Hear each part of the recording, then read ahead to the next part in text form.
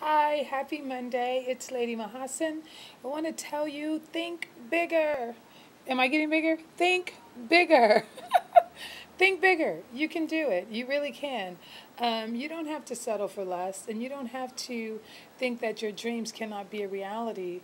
Remember when you were young and you had all these big ideas of the things you wanted to do and your goals in life, and then the world kind of beats us up and make us think it's impossible. You start just settling. Well, don't do that. Don't settle. You really can do it, and you really can do more in your day than what you're doing. If you push yourself, you can accomplish so much more in one day to get closer to your goals. So dare to dream a little bit and go for it. Don't be scared and don't settle for less.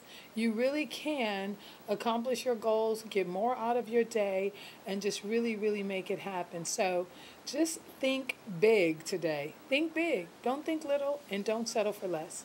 Have a good day.